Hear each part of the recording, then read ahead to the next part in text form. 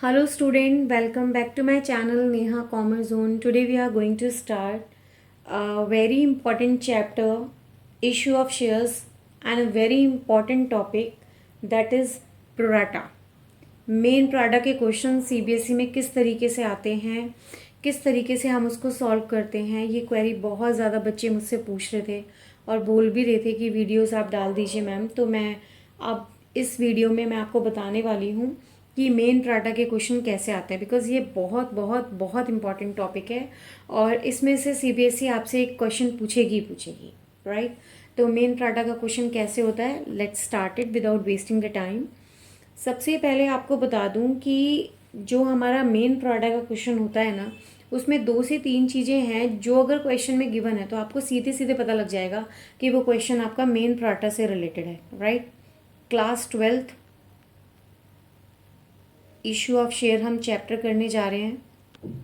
Issue of shares में हमारा topic है which is main product. Main product के किस तरीके से हम क्वेश्चंस करने वाले हैं वो हम करेंगे राइट। मेन प्रोडाटा के जो क्वेश्चंस होंगे उनमें हमें कौन कौन सी चीज़ें हैं जो हमें क्वेश्चंस में गिवन होंगी और हम समझ जाएंगे कि मेन प्रोडाटा का क्वेश्चन है। It's a single T, main pro rata question. Main pro rata questions के लिए सबसे पहले आपका क्वेश्चन में ओवर सब्सक्रिप्शन होना चाहिए right. First of all over subscription. Over subscription का मतलब क्या होता है? ओवर सब्सक्रिप्शन का मतलब होता है कि लेट्स सपोज अगर कंपनी ने 1 लाख शेयर इशू करे हैं पब्लिक को, कंपनी ने 1 लाख शेयर इशू करे हैं पब्लिक को, इशू किए पब्लिक को, और पब्लिक ने जो सब्सक्रिप्शन दिया है वो मोर देन 1 लाख दिया है। Let's suppose 1,20,000।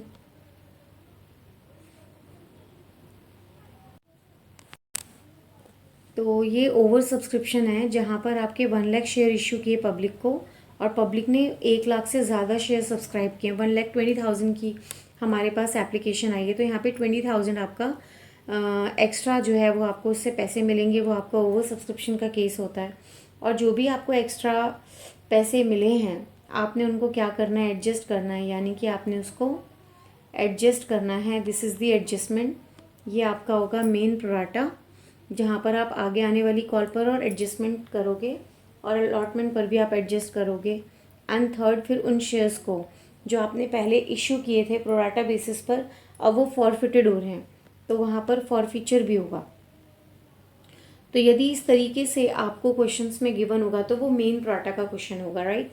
Before we are going to start a particular topic of main prorata question, you should know what are the points you should have to be kept in your mind while we are reading the question related to the main prorata right। सबसे पहले वो question over subscription का होना चाहिए। Secondly, जो भी extra आपको shares मिले हैं, एप्लीकेशंस जो रिसीव्ड हुई हैं, एक्स्ट्रा शेयर्स जो हुए हैं उनमें एडजस्टमेंट करेंगे आप अलॉटमेंट और आगे आने वाली कॉल्स पर। And yes, no doubt forfeiture, shares का फॉर फीचर भी होगा राइट। तो ये मेन कुछ पॉइंट्स हैं जिनको आपने ध्यान में रखना है, उससे आपको इजीली पता लग जाएगा कि वो क्वेश्चन मेन प्रोराटा का है। ओके, मैं एक एग्जांपल लेके आपको क्वेश्चन समझाती हूँ कि किस तरीके से हम क्वेश्चन को करेंगे।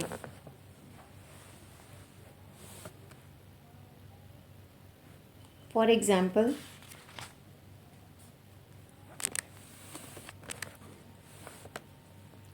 एक कंपनी है एक्स लिमिटेड। एक्स लिमिटेड ने इशू किए थे 20,000 शेयर्स, 20,000 शेयर्स ऑफ ₹10 ईच, और एक शेयर कितने का था, 10 रुपीज़ का था राइट। एप्लीकेशन पर, ऑन एप्लीकेशन, एप्लीकेशन पर ₹6 थे और बैलेंस था, बैलेंस ऑन अलॉटमेंट, तो डेफिनेटली वो 4 रुपीज़ का होगा जो बैलेंस होगा। एप्लीकेशंस जो रिसीव्ड हुई हैं, applications applications were received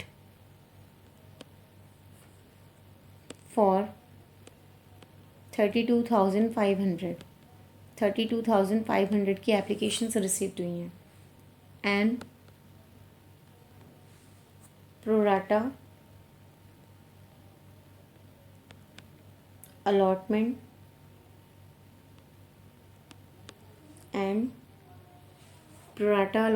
was made to the applicants of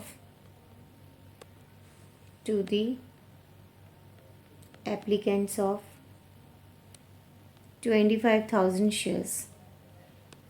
25,000 shares. Question में कहा गया है कि एक एक्स लिमिटेड है जिसने 20,000 शेयर इशू करे हैं और एक शेयर 10 रुपीज़ का है।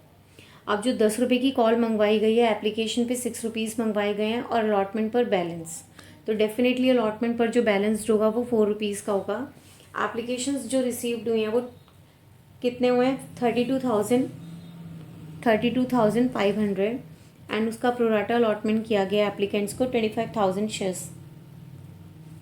all the shareholders have paid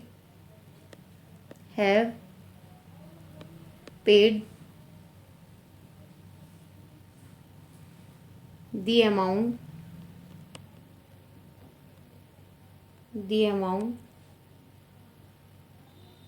due up to allotment except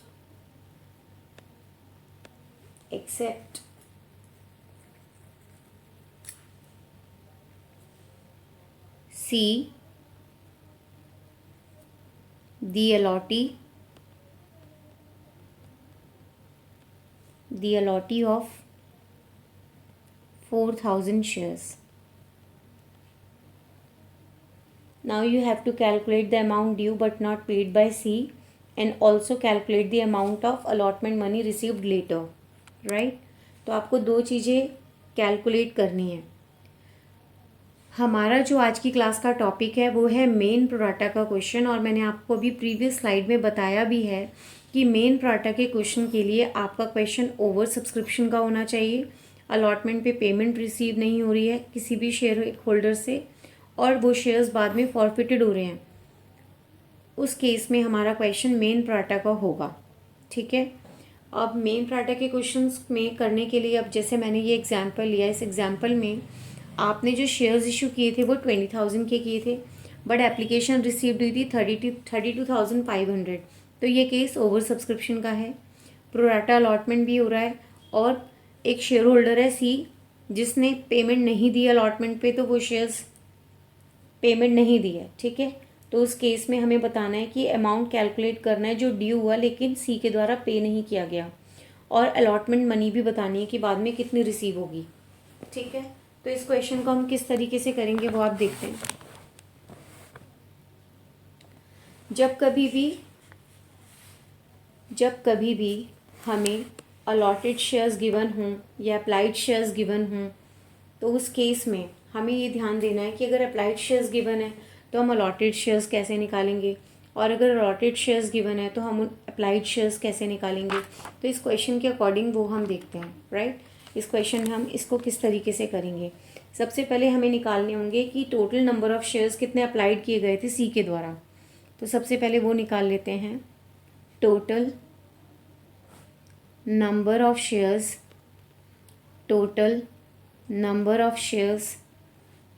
applied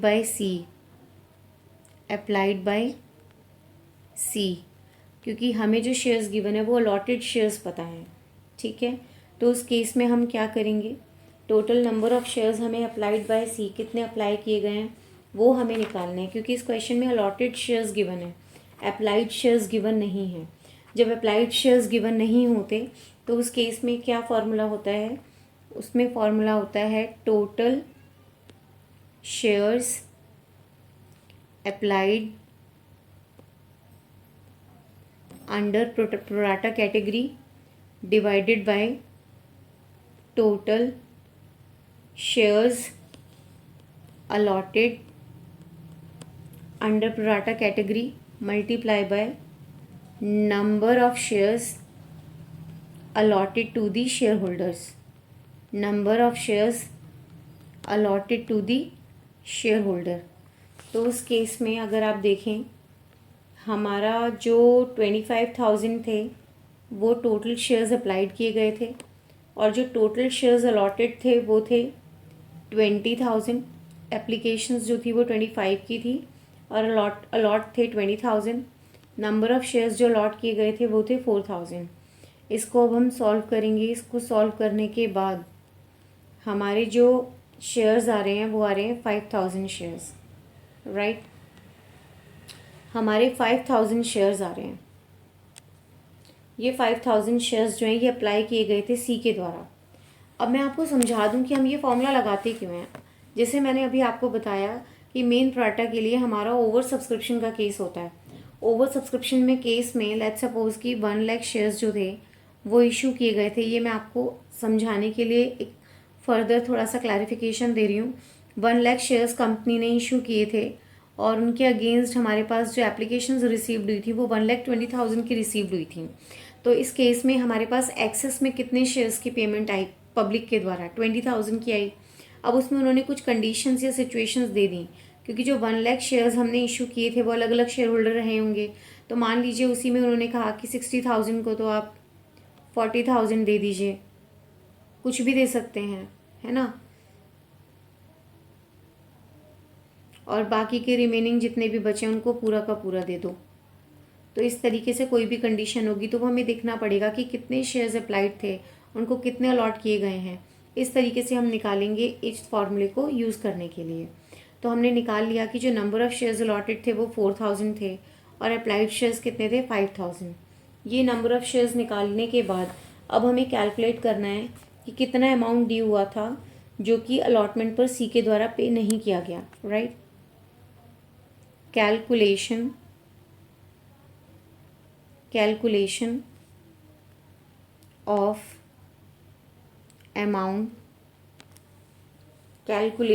of amount due but not paid on allotment by C। तो सबसे पहले हमें कितनी एप्लीकेशन रिसीव्ड हुई होगी सी से? हमारे जो, मैं यहाँ पे रफली लिख देती हूँ, हमारे जो अप्लाइड शेयर्स थे वो थे 5,000 जो कि हमने कैलकुलेट किए, और 6,000 जो शेयर्स थे वो थे अलॉटेड, राइट। ये हमारे अलॉटेड शेयर्स थे। तो हमें कितनी एप्लीकेशन सी से रिसीव्ड हुई होगी? तो हमारे एप्लीकेशंस के जो शेयर्स थे वो थे 5,000 और एप्लीकेशन पर कॉल कितनी मंगवाई थी? 6 रुपये। तो हमें टोटल कितने रुपीज़ मिल गए होंगे? 30,000 रुपीज़ जो है वो हमें मिल गई। एप्लीकेशन मनी रिसीव्ड हो गई सी से 30,000, ठीक है। अब हमें एप्लीकेशन ड्यू कितनी होगी? जो हमने शेयर अलॉटेड करे हैं वो हम इसमें से करेंगे माइनस। तो हमने शेयर्स कितने अलॉट किए? 4,000 मल्टीप्लाई में 6, तो हम कितना कर सकते हैं? अलॉट कितना कर सकते हैं? 24,000। हमें एक्चुअल में मनी सी से रिसीव्ड कितनी हुई थी? 30,000, बट हम अलॉट कितना कर रहे हैं? 24,000। तो हमारे पास एक्सेस मनी जो रिसीव्ड हुई है, जो हमें एडजस्ट करनी है अलॉटमेंट पे, वो कितनी हुई? 6,000। तो ये 6,000 वो अमाउंट है जो हमें एक्सेस में रिसीव हो गया है मनी के, एप्लीकेशन मनी के टाइम पे हमें उसे एडजस्ट करना है अलॉटमेंट में, right. This is the excess application money received. Excess application money received, ये एक्सेस में हमें एप्लीकेशन मनी रिसीव्ड हुई है जिसे अब हमें एडजस्ट करना है अलॉटमेंट पर। अलॉटमेंट पर एडजस्ट करने के लिए हमें देखना पड़ेगा एक्चुअल में कि कितने allotment money due on shares, कितनी ड्यू हुई है। तो उसके लिए हमें क्या करना पड़ेगा? Allotment money due on shares, allotment money due on shares, कितने शेयर्स ड्यू होंगे अलॉटमेंट मनी? तो हमारे नंबर ऑफ़ अलॉटेड शेयर्स थे 4000, मल्टीप्लाई में अलॉटमेंट कॉल थी 4, तो 16000 जो था वो आपका अमाउंट था जो कि अलॉटमेंट मनी ड्यू हुई थी शेयर्स पर, राइट। लेकिन इसमें से हम कितना एक्सेस मनी जो है वो एडजस्ट कर सकते हैं वो मैंने यहाँ पे निकाला ही है 6000। तो मैं यहाँ पे 6000 माइनस कर दूँगी, राइट। 6000 माइनस करने के बाद मेरे पास जो अमाउंट बचा वो बचा 10000। ये 10000 वो अलॉटमेंट मनी है जो ड्यू हुई है लेकिन अभी तक सी से हमें रिसीव्ड नहीं हुई है। यही हमसे क्वेश्चन में पूछा गया था, राइट। तो ये जो 10,000 है क्या है, ये है allotment amount due but not received by सी,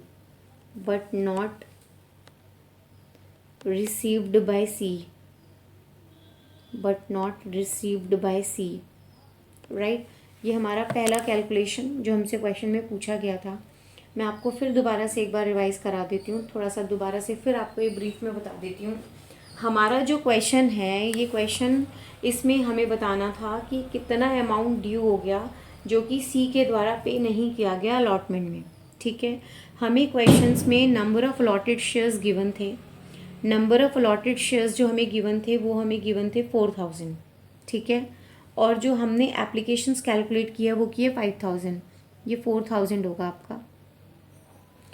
तो हमारे पास एप्लीकेशंस कितनी रिसीव्ड हुई 5000, ये हमने निकाला फॉर्मूले को यूज़ करके। और क्वेश्चन में ऑलरेडी गिवन था कि नंबर ऑफ़ अलॉटेड शेयर्स कितने थे, 4000 थे। हमें इस क्वेश्चन में अप्लाइड शेयर्स नहीं गिवन थे सी के, हमने उसको निकालने के लिए हमने एक रेशियो निकाला। रेशियो की हेल्प से 4000 हमारे जो थे अलॉटेड शेयर्स के बेसिस पे हमने 5000 अप्लाइड शेयर्स निकाले। वो कैसे निकाले थे हमने, 25,000 डिवाइडेड बाय 20,000 मल्टीप्लाई बाय 4000, इस तरीके से हमने हेल्प से हमने 5000 अप्लाइड शेयर्स निकाले। अब हम उसका कैलकुलेशन करेंगे। कैलकुलेशन करने के लिए हमने क्या किया, जो हमें एप्लीकेशंस मिली थी 5000 के जो हमारे अप्लाइड शेयर्स थे, उसको एप्लीकेशन कॉल से मल्टीप्लाई किया तो हमें पता लग गया कि एप्लीकेशन कॉल पर हमें कितना अमाउंट रिसीव हुआ है, ठीक है। फिर हम अलॉटेड शेयर्स को मल्टीप्लाई करेंगे एप्लीकेशन कॉल से, तो वो आ गया 24,000। 24,000 क्या है, ये वो एप्लीकेशन मनी है जो ड्यू हुई थी शेयर्स अलॉटेड जब हमने किए थे, ठीक है। तो अभी हमें एक्सेस में कितना अमाउंट मिल गया, 6000 मिल गया। अब हमें देखना है कि अलॉटमेंट मनी कितना ड्यू होगा। अलॉटमेंट मनी जो शेयर्स पे ड्यू हुई थी वो हुई थी 16,000, उसमें से हमें ऑलरेडी एक्सेस मनी कितनी मिल गई, 6000। तो ये हमारा वो एरियर है जो ड्यू हो गया लेकिन अभी सी के द्वारा पे नहीं किया गया। ये हमसे क्वेश्चन में पूछा गया था। उसके बाद हमसे वो भी अमाउंट पूछा गया था कि अलॉटमेंट का, कि हम किस तरीके से कैलकुलेट करेंगे अलॉटमेंट मनी जो हमें बाद में रिसीव्ड होगी। तो वो भी देख लेते हैं, इसका स्क्रीनशॉट ले लीजिएगा। जो हमारा नेक्स्ट क्वेश्चन था उसमें क्या पूछा गया था, उसमें हमसे पूछा गया था calculation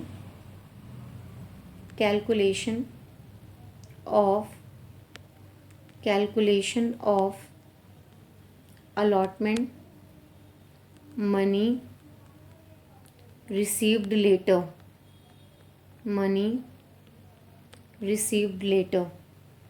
right. Calculation of allotment money received later. उसके लिए सबसे पहले हमने देखना होगा कि टोटल अलॉटमेंट मनी कितनी ड्यू थी।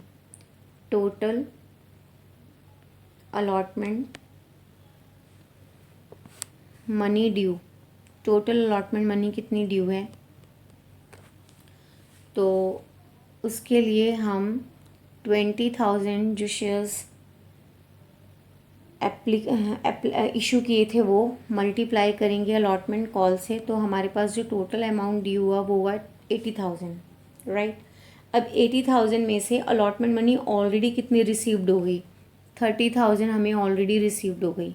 अब ये 30,000 हमें कैसे पता लगा, हमने पहले वाले केस में भी किया था। जो 5,000 हमारे अप्लाइड शेयर्स थे उसको मल्टीप्लाई किया था एप्लीकेशन के साथ, तो हमने ऑलरेडी कितना एडजस्ट कर दिया था, 30,000। तो हमारा कितना आया था, 50,000 अमाउंट आया था। अब इस 50,000 में से वो अलॉटमेंट मनी जो ड्यू हो गई अभी तक सी के द्वारा रिसीव नहीं हुई, सी से रिसीव नहीं हुई, वो 10,000 थी जो हमने प्रीवियस पॉइंट में हमने एरियर को कैलकुलेट किया था। तो हम वो भी 10,000 जो है वो माइनस कर देंगे, राइट। वो 10,000 माइनस करने के बाद जो 40,000 आया है वो हमारा एक्चुअल में अमाउंट जो है वो रिसीव्ड हुआ है। ओके, तो ये जो 10,000 है क्या है, ये है allotment amount due, allotment amount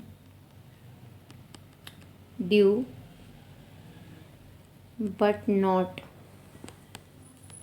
received by C, but not received by C. ठीक है, और जो 40,000 है ये अलॉटमेंट मनी रिसीव्ड हुई है। 40,000 जो है वो क्या है, ये अलॉटमेंट मनी है जो कि रिसीव्ड हुई है, अलॉटमेंट मनी रिसीव्ड। जब हम एंट्री करते हैं अलॉटमेंट के ड्यू के बाद जो हमें अलॉटमेंट पर अमाउंट रिसीव्ड होता है, तो हम यही एंट्री करते थे ना, bank account debit, bank account debit to share allotment account, bank account debit to share allotment account, और उसमें हम जो अमाउंट लिखेंगे वो ये लिखेंगे 40,000। तो इस तरीके से कैलकुलेशन करने के बाद हम इस एंट्री का अमाउंट निकालते हैं, राइट। इस तरीके से आपको ये पॉइंट बहुत ध्यान से समझना था और बहुत ध्यान से इसको समझने के बाद इसको नोट डाउन करके दोबारा से आपने इसको रिवाइज़ करना है। ये बहुत बहुत बहुत इम्पॉर्टेंट है, राइट। मैं एक और क्वेश्चन आपके साथ एक एग्जांपल डिस्कस कर लेती हूँ जहाँ पर पार्शियल अलॉटमेंट हुआ है शेयर्स का एंड देन उसके बाद फॉरफीचर और रीइशू भी हुआ है। ठीक है, तो उसको करने से पहले मैं एक बार फिर दोबारा से ब्रीफली आपको बता रही हूँ कि जो हम कॉन्सेप्ट कर रहे हैं, जो हम टॉपिक कर रहे हैं, ये है forfeiture of shares under pro rata category, जिसमें आपके मेन प्रोराटा के क्वेश्चंस आते हैं। जो शेयर्स ऑलरेडी इशूड हो चुके हैं पहले प्रोराटा बेसिस पर, उनको फॉरफिटेड किया जाता है। तो उस टाइम पे जो अलॉटमेंट पर अमाउंट एरियर आता है उसको हम डिटरमाइन करते हैं। डिटरमाइन करने के लिए हमारे पास दो सिचुएशन होती है। कई बार हमें total number of shares applied given नहीं होते हैं, तो हमें वो निकालने होते हैं। उसके लिए हम फॉर्मूला लगाते हैं, जो मैंने अभी आपको बताया अपनी प्रीवियस स्लाइड्स में जब इस क्वेश्चन को कराया। इसी तरीके से कई बार हमें अलॉटेड शेयर्स गिवन नहीं होते हैं, तो हमारा एक और फार्मूला लगता है। वो जैसे जैसे क्वेश्चंस मैं कराती जाऊंगी वहाँ मैं आपको क्लियर करती जाऊंगी। उसके बाद किस तरीके से हम एक्सेस एप्लीकेशन मनी रिसीव्ड हमने की, कैसे कैलकुलेट करते हैं, उसके बाद टोटल अलॉटमेंट मनी कितना रिसीव्ड होता है, ये सारे स्टेप्स मैंने आपको इस एग्जाम्पल में बताए हैं। इस तरीके से आपका एक छोटा सा कॉन्सेप्ट जो है ये आपके main full fledged main pro rata questions के अंदर शामिल होता है, इंक्लूड होता है। तो इस तरीके से हम इसको करते हैं। एक और एग्जाम्पल के साथ देखते हैं, तो आई होप आपको और अच्छे से क्लियर हो जाएगा। एक और एग्जाम्पल देख लीजिए, अनदर एग्जाम्पल। बाकी चिंता बिल्कुल मत करना, आगे आने वाली वीडियोस में मैं मेन प्राटा की कम से कम आपको 4 से 5 क्वेश्चंस कराऊंगी इंपॉर्टेंट, जिसमें कई बार क्वेश्चंस आपके पार से इशू हो रहे होंगे, प्रीमियम से इशू हो रहे होंगे, और ओवर सब्सक्रिप्शन होगा ही, मेन प्राटा का क्वेश्चन होगा जिसमें आपके फॉरफीचर्स भी हो रहे होंगे। तो सारे केसेस जो होंगे कोशिश यही करूँगी कि 4 से 5 क्वेश्चंस में पार्ट वाइज आपको वीडियो में 4 से 5 क्वेश्चंस आपको पार्ट वाइज कराऊँ, जिसमें आपके सारे के सारे कॉन्सेप्ट जो हैं वो शामिल हो जाएं। क्लियर है। एक और एग्जांपल देख लेते हैं। Hari applied for 2000 shares, Hari applied for 2000 shares. और मैं जब क्वेश्चन आपको समझा देती हूँ तो आप क्वेश्चन का स्क्रीनशॉट रख लीजिए, ताकि जब मैं फर्दर सोल्यूशन करूँ तो आपके पास क्वेश्चन सामने हो और आपको इजीली समझ में आए कि किस तरीके से हमें क्वेश्चन को करना है। हरी ने अप्लाई किए 2000 शेयर्स के लिए, right, of ₹10 each, of ₹10 each at a premium of ₹3 per share, at a premium of ₹3 per share, 3 per share. He was allotted 1000 shares. He was allotted 1000 shares, right, including premium, including premium.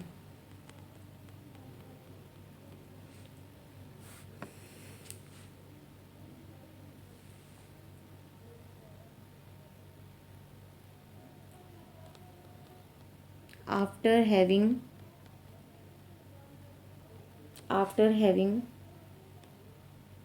paid ₹3 per share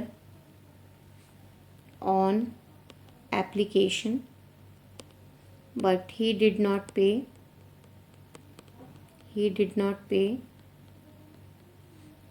allotment money. He did not pay allotment money of rupees 5 per share, of rupees 5 पर share. और ये जो premium है वो allotment पर included है. And on his subsequent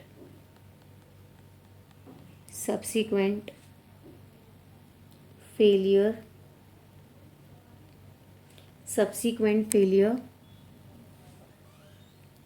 to pay the first call of rupees 2 per share, now his shares were forfeited. अब shares जो हैं वो फॉरफिटेड हो गए हैं, right. And these shares were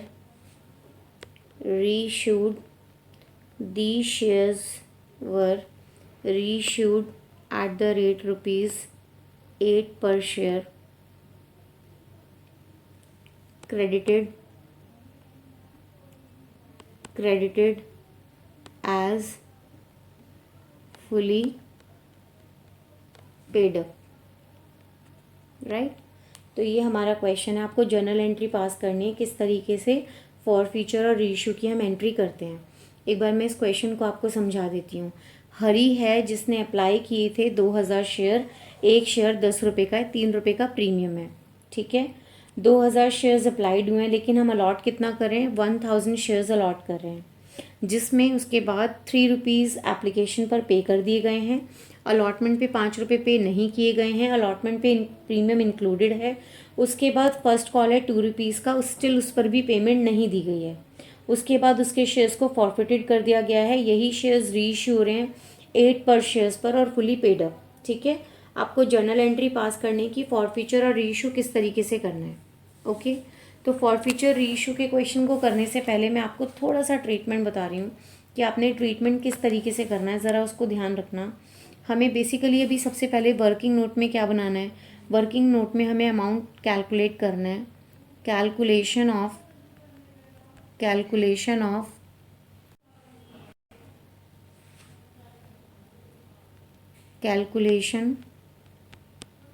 of the amount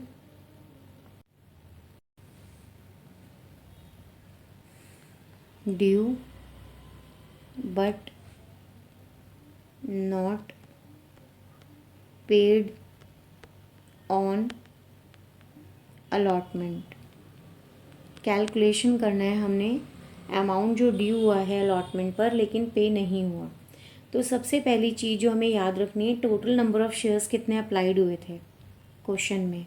जो total number of shares applied थे जो हमें क्वेश्चंस में गिवन थे, वो कितने नंबर ऑफ़ शेयर्स थे जो अप्लाइड हुए थे, वो थे 2000 जो हमें ऑलरेडी क्वेश्चन में गिवन था, ठीक है. अब 2000 अगर शेयर्स अप्लाइड हुए हैं तो 2000 के हिसाब से हमें कितना अमाउंट रिसीव्ड हो गया होगा. एप्लीकेशन कॉल 3 रुपीज़ पर थी तो हमें कितना अमाउंट रिसीव्ड हो गया होगा, हमें 6000 रुपीज़ जो थे वो रिसीव्ड हो गए थे.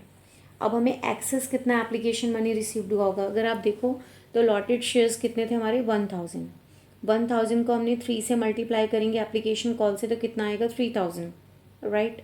तो हम 3000 से उसको क्या कर देंगे, माइनस कर देंगे. तो हमारा एक्सेस एप्लीकेशन मनी कितना रिसीव्ड होगा, ये होगा हमारा 1000 मल्टीप्लाई में 3, ये हमने कर दिया माइनस, क्योंकि हमें एप्लीकेशंस कितनी रिसीव्ड हुई थी, हमें जो एप्लीकेशन मनी रिसीव्ड हुई वो हुई 6000. एप्लीकेशन पे जो टोटल मनी रिसीव हुई थी, हमें total money paid on applications जो था वो 6000 था, और उसमें से हमने 3000 माइनस कर दिया. तो हमें एक्सेस में जो अमाउंट रिसीव्ड हुआ वो कितना हुआ, वो हुआ एक्सेस एप्लीकेशन मनी जो रिसीव्ड हुई हमें वो हुई है हमें 3000, राइट. क्योंकि हम 6000 हमें एक्सेस में पैसा मिला एप्लीकेशन एक्चुअल में हमें एप्लीकेशन पर 6,000 रुपीज़ मिले, जिसमें से 3,000 हमने ले लिया जो था, उसके बाद जो था एक्सेस में वो 3,000 बचा। अब हमें ये जो एक्सेस में एप्लीकेशन मनी रिसीव्ड हुई है, अब हम देखेंगे कि टोटल अमाउंट कितना ड्यू हो रहा है अलॉटमेंट पर। तो उसके लिए आप देखो, तो अलॉटेड शेयर्स कितने हैं 1,000, अलॉटमेंट कॉल कितनी है 5 रुपीज़, तो हमारा अमाउंट कितना आ गया 5,000। ओके, अब इस 5,000 में से जो अमाउंट ड्यू है लेकिन अभी तक पे नहीं हुआ वो तो इसमें से एक्सेस एप्लीकेशन मनी जो हमें रिसीव हुई वो माइनस कर दिया, तो जो 2,000 है ये हमारा एक्चुअल में वो अमाउंट है जो ड्यू हुआ है लेकिन अभी तक पे नहीं हुआ। Amount due but not paid, right. ये हमने अभी प्रीवियस एग्जाम्पल में भी सेम यही इसी तरीके से किया था। हमें नंबर ऑफ़ शेयर्स जो अप्लाइड गिवन थे वो थे 2,000, जितने शेयर्स अप्लाइड हुए हैं उसके हिसाब से एप्लीकेशन कॉल को मल्टीप्लाई करेंगे तो हमारा 6,000 आ गया। हमारे जो नंबर ऑफ़ अलॉटेड शेयर्स थे 1,000 थे, 1,000 के हिसाब से 3,000 एडजस्ट हो जाएंगे, तो हमारे 3,000 अभी भी एक्सेस में एप्लीकेशन मनी रिसीव्ड हुई है। फिर हम देखेंगे कि हमारे पास जगह कितनी है, अलॉटमेंट ड्यू कितना हो सकता है 5,000। 5 में से जो हमें एक्सेस एप्लीकेशन मनी रिसीव्ड हुआ वो हमने एडजस्ट कर दिया, तो अभी भी 2,000 का वो एरिया है जो अमाउंट ड्यू हुआ है लेकिन अभी तक पे नहीं हुआ। ठीक है, ये आपने याद रखना है, जो हमें अभी तक पे नहीं हुआ। Isn't it? चलिए अब आगे देखते हैं क्वेश्चन को। इसके बाद हम किस तरीके से फॉरफीचर की एंट्री करेंगे इसमें। तो हमारी जो फॉरफीचर की एंट्री होगी, सबसे पहले हमारी फॉरफीचर की एंट्री जो होगी वो होगी share capital account debit, share capital account debit. ठीक है, हम क्या करेंगे, हम इसमें लिखेंगे 1,000 शेयर्स, जिसमें से शेयर कैपिटल में हम 1,000 से मल्टीप्लाई करेंगे यहाँ पे 7, क्योंकि हमारा जो नंबर ऑफ़ शेयर्स थे पर शेयर 10 रुपीज़ था लेकिन 3 रुपये प्रीमियम था। अलॉटमेंट पे 5 रुपये थे जिसमें 3 रुपीज़ हमारे प्रीमियम के थे। ठीक है, तो क्योंकि प्रीमियम पर हमें अमाउंट भी रिसीव नहीं हुआ तो हमें सिक्योरिटी प्रीमियम रिज़र्व को डेबिट करना पड़ेगा। तो यहाँ हम 7 से मल्टीप्लाई करेंगे तो डेबिट में कितना आ जाएगा, 7,000 आ जाएगा। अब क्योंकि अलॉटमेंट पर पेमेंट रिसीव नहीं हुई है और अलॉटमेंट पर सिक्योरिटी प्रीमियम था, तो डेफिनेटली हमें सिक्योरिटी प्रीमियम रिज़र्व को भी डेबिट करना पड़ेगा, सिक्योरिटी प्रीमियम रिज़र्व। अब सिक्योरिटी प्रीमियम रिज़र्व अकाउंट में आप क्या अमाउंट लिखोगे ये बहुत इंपॉर्टेंट है, ये मैं आपको बताऊंगी अभी। सिक्योरिटी प्रीमियम रिज़र्व में आप 2,000 कैसे लिखोगे। अभी जो प्रीवियस स्लाइड थी, प्रीवियस स्लाइड में जो हमारा टोटल अमाउंट ड्यू था अलॉटमेंट पर वो कितना था, जो टोटल अमाउंट हमारा ड्यू था, टोटल अमाउंट जो ड्यू था ड्यू ऑन अलॉटमेंट वो था हमारा 5,000, राइट। वो कितना था हमारा 5,000। अब वो कैसे आया था, अलॉटेड शेयर्स थे 1,000 और मल्टीप्लाई जो अलॉटमेंट की कॉल है, तो हमारा टोटल अमाउंट ड्यू कितना हुआ था अलॉटमेंट पर 5,000 हुआ था। ठीक है, जिसमें से 2,000 जो थे वो शेयर कैपिटल के थे और 3,000 जो था वो आपका सिक्योरिटी प्रीमियम था, क्योंकि इस 5 रुपये में 2 रुपये शेयर कैपिटल के हैं और 3 रुपीज़ उसके प्रीमियम के हैं। ठीक है, तो इसका मतलब 3,000 रुपये सिक्योरिटी प्रीमियम रिजर्व है और 2,000 रुपये शेयर कैपिटल है।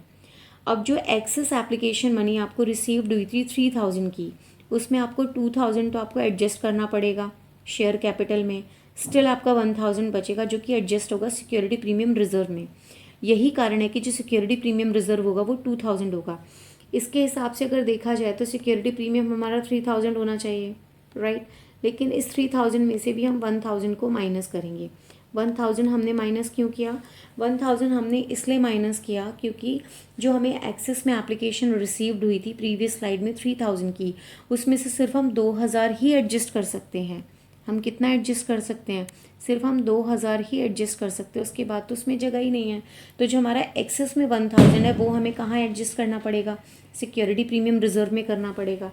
तो हमारा जो 1,000 है वो हमने सिक्योरिटी प्रीमियम रिजर्व में एडजस्ट किया, तो हमारा सिक्योरिटी प्रीमियम रिजर्व में डेबिट में कितना जाएगा, 2,000 जाएगा, जो कि इस वर्किंग नोट के थ्रू जाएगा। Okay, 2 forfeited shares, forfeited shares के अंदर कौन सा अमाउंट आता है, फॉरफिटेड शेयर्स के अंदर वो अमाउंट आता है जो हमें अमाउंट रिसीव्ड हो गया है, जिस पर हमें पैसे मिल गए हैं। तो हमें टोटल कितने पैसे मिल चुके हैं अगर आप देखो तो क्वेश्चन में बोला हुआ है after having paid 3 on application, application पर पैसे मिल गए हैं, उसके बाद अलॉटमेंट और फर्स्ट कॉल पे पैसे नहीं मिले। राइट। उसके अलावा शेयर अलॉटमेंट पर कितना है वो आपने एरियर ऑलरेडी निकाल दिया था, तो ये भी आपका वर्किंग नोट से आएगा। वर्किंग नोट में जो आपका एरियर था प्रीवियस स्लाइड में वो आपने 2000 निकाला था जो आपने क्रेडिट में लिखा, और फिर उसके बाद आप फर्स्ट कॉल का भी अमाउंट निकालेंगे। फ़र्स्ट कॉल का अमाउंट कितना आएगा, 2 रुपये है, तो 1000 के हिसाब से आप 2 से करेंगे तो फर्स्ट कॉल में कितना आएगा, 2 आएगा। अब आपने डेबिट साइड में लिखा 9000, क्रेडिट साइड में लिखा आपने 4000, तो आपको कितने पे अमाउंट रिसीव हो गया होगा, 5000, वो आपका फॉरफिटेड शेयर्स में आ जाएगा। अगर किसी ने मेरी प्रीवियस वीडियो देखी है तो प्रीवियस वीडियो में मैंने आपको फॉरफीचर की एंट्री बताई है कि फॉरफीचर की एंट्री हम किस तरीके से करते हैं। शेयर कैपिटल को हम डेबिट करते हैं, नंबर ऑफ अलॉटेड शेयर्स जो होते हैं उसको, जो भी फॉरफिटेड हुए हैं उनको मल्टीप्लाई करते हैं उनके कॉल्ड अप से। लेकिन यहाँ पर एक शेयर 10 रुपये का है, जिसमें से 3 रुपये आपके प्रीमियम के हैं जो अलॉटमेंट में अलग शामिल है उसी में, तो आप यहाँ पर लिखेंगे 7, तो 7 से आप मल्टीप्लाई करेंगे, 1000 को आपने 7 से मल्टीप्लाई किया तो 7000 आ गया। सिक्योरिटी प्रीमियम रिजर्व, क्योंकि अलॉटमेंट पर अमाउंट रिसीव नहीं हुआ है तो सिक्योरिटी प्रीमियम रिजर्व को आप डेबिट करोगे। अब ये 2000 कहाँ से आया, उसके लिए जो हमने प्रीवियस स्लाइड में वर्किंग नोट किया था कि टोटल अमाउंट ड्यू कितना हुआ अलॉटमेंट पे 5000, जिसमें 2000 रुपये शेयर कैपिटल के हैं, 3000 रुपये आपके अलॉटमेंट के हैं, बिकॉज 3 रुपये प्रीमियम था, ठीक है। तो सिक्योरिटी प्रीमियम आपका कितना है, 3000, लेकिन शेयर कैपिटल पर हमें एक्चुअल में एक्सेस मनी एप्लीकेशन 3000 रुपये हुई है, हम कितना एडजस्ट कर सकते हैं अलॉटमेंट पे, सिर्फ 2000, तो वो 1000 सिक्योरिटी प्रीमियम रिजर्व से एडजस्ट होगा, तो हमारे पास कितना नहीं मिला सिक्योरिटी प्रीमियम रिजर्व, 2000, जो हम डेबिट में लिखेंगे। शेयर अलॉटमेंट पर आपने सीधे सीधे 2000 लिख दिया, वो आप वर्किंग नोट में निकाल चुके थे। फर्स्ट कॉल पे आपने लिख दिया 1000 मल्टीप्लाई में नंबर ऑफ शेयर्स जो थे, तो कितने आपको पैसे मिल गए होंगे, 5000। तो ये आपकी फॉरफीचर की एंट्री थी। फॉरफीचर की एंट्री के बाद अब आप रीइशू की एंट्री करोगे। रीइशू की एंट्री में बैंक अकाउंट को आप क्या करोगे, डेबिट करोगे, तो आप लिखोगे बैंक अकाउंट डेबिट। 1000 शेयर्स जो फॉरफिटेड हुए थे वही आपके रीइशू हो रहे हैं, क्योंकि जो अलॉटेड शेयर्स होते हैं वही आप फॉरफिटेड करते हो, तो वही रीइशू भी हुए हैं, तो 1000 आप रीइशू कर रहे हो ₹8 पर शेयर, तो आपको कितने अमाउंट रिसीव हुआ, 8000। तो डेफिनेटली आपका शेयर कैपिटल में कितना जाएगा, क्योंकि फुली पेड अप है, तो होगा 1000 इंटू 10, तो यहाँ कितना आएगा, ये आएगा आपका 10000। तो कितना डिस्काउंट रीइशू के दौरान आपने डिस्काउंट अलाउ किया, 2 रुपीज़ के हिसाब से फॉरफिटेड शेयर्स को आपने किया debit, forfeited shares account debit, ये आपका आएगा 1000 मल्टीप्लाई में 2, तो ये आ जाएगा आपका 2000, राइट। उसके बाद अब आपको कैपिटल रिजर्व निकालना है। कैपिटल रिजर्व की आपकी एंट्री होगी forfeited shares account debit to capital reserve account, to capital reserve account. Forfeiture में आपका अमाउंट कितना रिसीव हुआ था, 5000, उसमें से आपने रीइशू में डिस्काउंट कितना दिया, 2000, तो आपका कैपिटल रिजर्व कितना आएगा, 3000, राइट। ये कहाँ से आया, 5000 जो आपका अमाउंट रिसीव्ड हुआ फॉरफीचर के दौरान, माइनस जो आपने रीइशू डिस्काउंट किया 2000, तो जो रिमेनिंग बच गया वो आ गया आपका capital reserve. I know this is a very important concept and topic and it is somewhere somehow feel difficult also. So आप एक बार इस कॉन्सेप्ट को खुद से भी पढ़ें, वीडियो को भी देखें, बुक से क्वेश्चंस करने की कोशिश करें। मेरी जो आगे की वीडियोस होंगी उनमें मैं आपको मेन प्राटा के 4 से 5 क्वेश्चन पार्ट वाइज आपको कराऊंगी, तो आपको और अच्छे से क्लियर होगा। अगर मेरी वीडियो पसंद आई हो तो इसे लाइक शेयर सब्सक्राइब करें और बेल आइकन को प्रेस करें ताकि मेरी आगे आने वाली वीडियोज़ भी आपको मिलती रहें। थैंक यू बच्चों, थैंक यू सो मच।